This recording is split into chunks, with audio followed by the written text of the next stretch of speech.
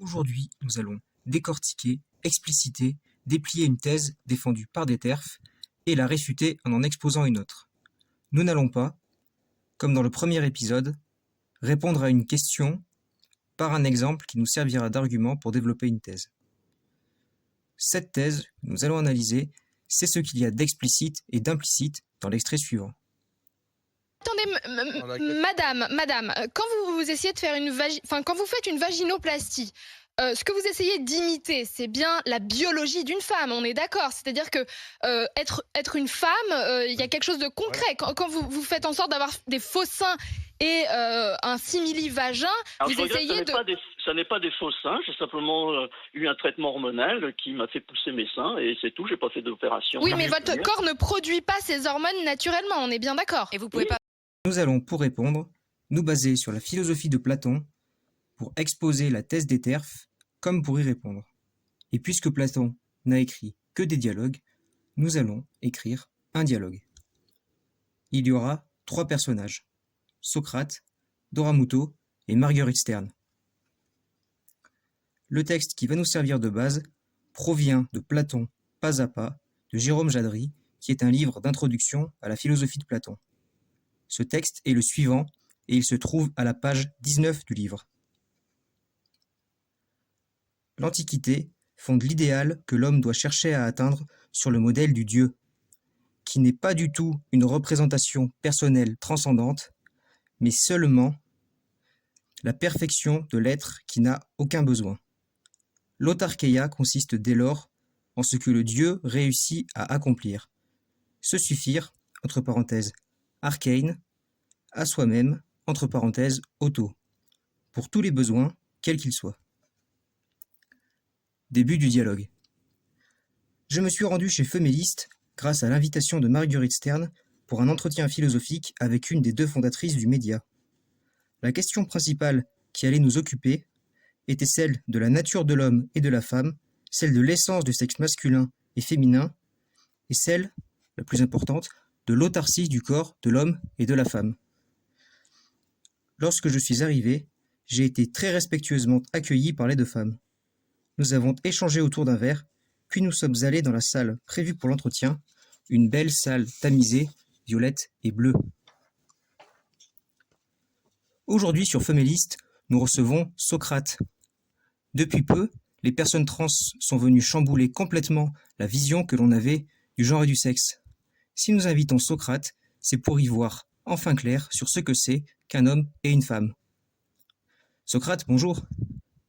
Bonjour Doramuto. Ravi de rencontrer une personne de votre envergure. Ravi de pouvoir travailler mon ironie et ma dialectique avec vous. Je souhaiterais commencer par parler avec vous d'une interaction que vous avez eue sur RMC. D'accord. Pouvez-vous me rappeler laquelle? Vous sous-entendiez que vos seins et votre appareil génital étaient de vrais seins et un vrai appareil génital, alors que le sexe et les seins de la personne trans avec laquelle vous parliez étaient des faux. Je me souviens maintenant, Socrate. Pouvez-vous m'en dire plus? Qu'y a-t-il de vrai et de faux dans ces seins et ces sexes? Mes seins et mon sexe sont naturels, et ceux de cette personne sont artificiels. Pour faire mes seins et mon sexe, il faut qu'un humain mâle et un humain femelle fassent l'amour, soient fertiles. Au bout d'un moment, j'aurai mon sexe biologique, il apparaîtra au stade fœtal, et plus tard, vers la préadolescence, mes seins biologiques pousseront. Tout cela se fait de façon naturelle, sans intervention extérieure, sans la société, sans Big Pharma, sans opération chirurgicale. Vous faites référence par là à la notion d'autarcie qui est très importante chez nous les Grecs. C'est une qualité que possèdent les dieux. Je ne pense pas être une déesse, Socrate, mais ce que vous me dites me fait plaisir. Vous pensez donc être autosuffisante pour pouvoir vous développer là où les personnes trans ont besoin de la société, de la médecine et des avancées techniques pour le faire. Est-ce bien cela? C'est exactement ce que je dis, Socrate.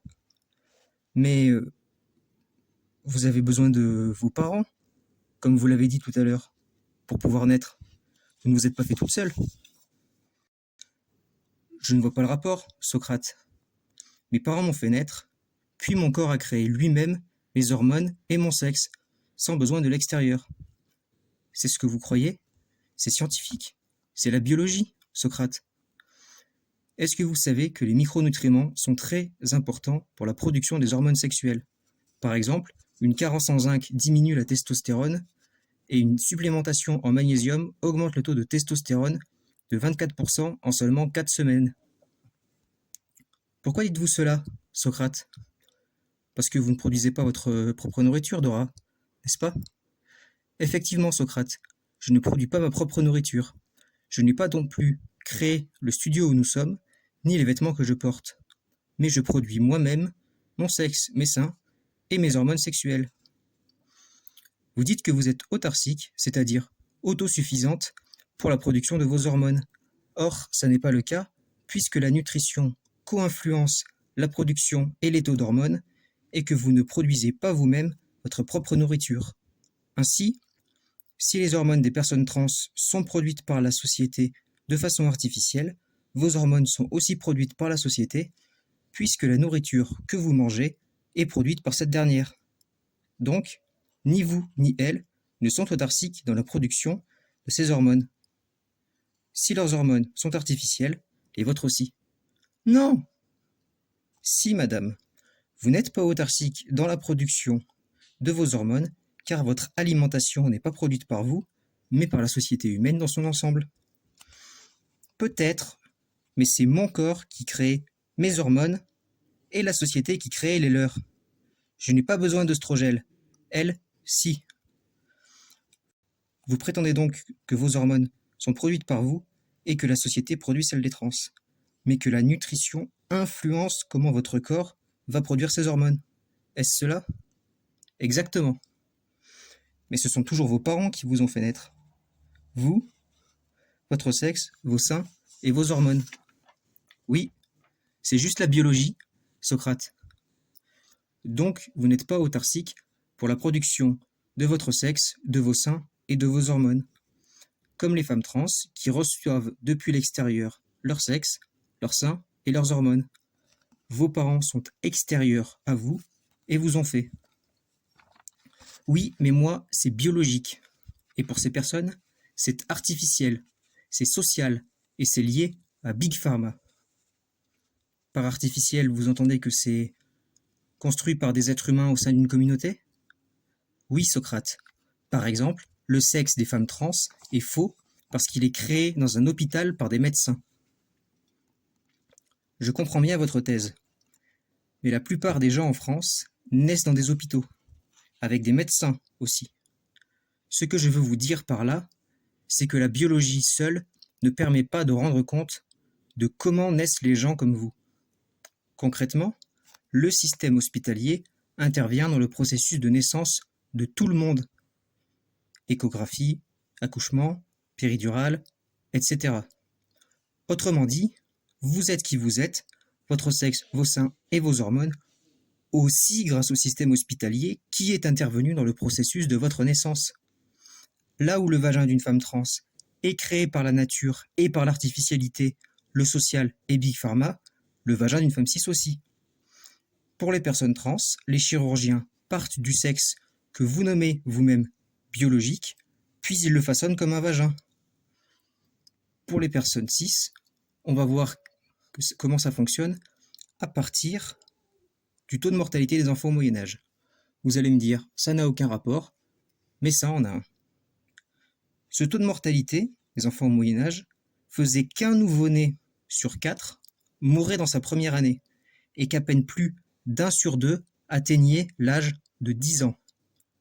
Le taux de mortalité des enfants de 2015 à 2022 était seulement de 3,8%, et ce, grâce à l'artificialité, au social et à Big Pharma. Donc la nature des sexes de ces personnes, le fait qu'ils vivent suffisamment longtemps pour pouvoir devenir fertiles, dépend de l'artificialité, du social et de Big Pharma.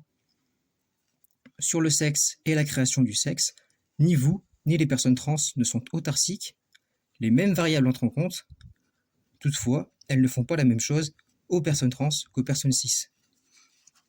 Là où les seins d'une femme trans sont créés par la nature et par l'artificialité, le social et Big Pharma, les seins d'une femme cis aussi. Les tétons des femmes trans sont créés par la nature. Les seins poussent par incorporation des hormones féminisantes. Les femmes cis développent leurs seins à partir d'un certain âge. Or, si l'on meurt avant, comme les enfants au Moyen Âge, on ne les développe pas, ces seins.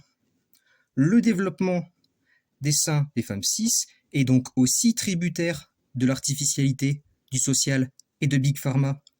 Sur les seins, leur apparition et leur développement, ni vous ni les trans ne sont autarciques, les mêmes variables rentrent en compte, même si elles ne font pas la même chose aux personnes trans qu'aux personnes cis.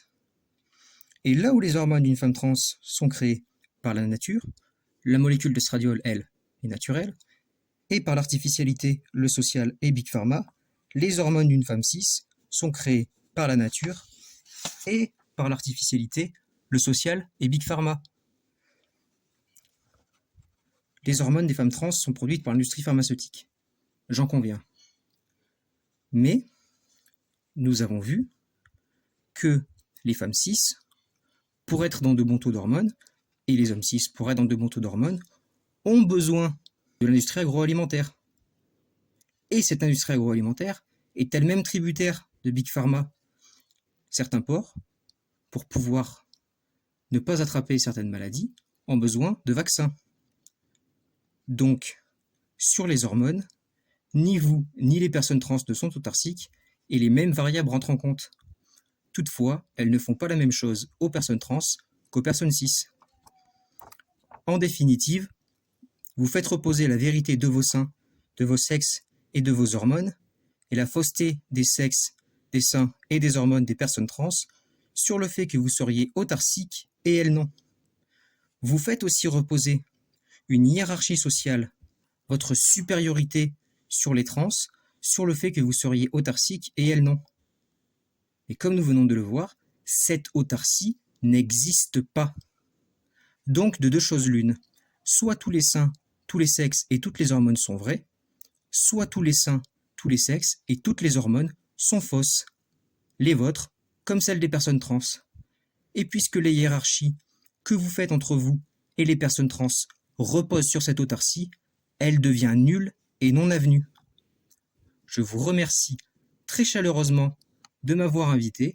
Nous y voyons à présent beaucoup plus clair sur la question. Et je voudrais juste rajouter quelque chose. Cette chose-là, qui est importante, c'est que pour un grec, tout un chacun a le droit et même a le devoir d'être heureux. C'est ce que l'on nomme l'eudémonisme chez nous. Pour cela, il nous faut vivre dans une société qui permet à tout le monde d'être heureux, les personnes cis comme les personnes trans. Fin du dialogue. Et je voudrais ajouter une dernière chose. Je ne suis pas là pour venir répéter ce que disent déjà tous les militants et toutes les militantes trans, que le sexe et le genre, c'est aussi du social, etc. Ça, vous le savez. Ce que je viens rajouter, c'est que c'est vraiment, à mon avis, cette idée d'autarcie qui est importante. Elles considèrent qu'elles sont autosuffisantes, qu'elles ont besoin de rien ni de personne d'autre que de leur propre corps pour produire leur propre biologie, etc. Et c'est vraiment cette notion, cette idée et cet idéal d'autarcie qui fonde la vision du monde des antitrans sur ce sujet-là, les faux seins, les vrais seins, comme ce qui fonde leur vision de la biologie et leur vision du corps humain en général. Donc je viens ajouter ça en plus de ce qui est déjà dit par les autres militants et militantes. Et avant de partir, n'oubliez pas que développer un bon intellect est nécessaire pour la victoire finale contre les ennemis de nos libertés.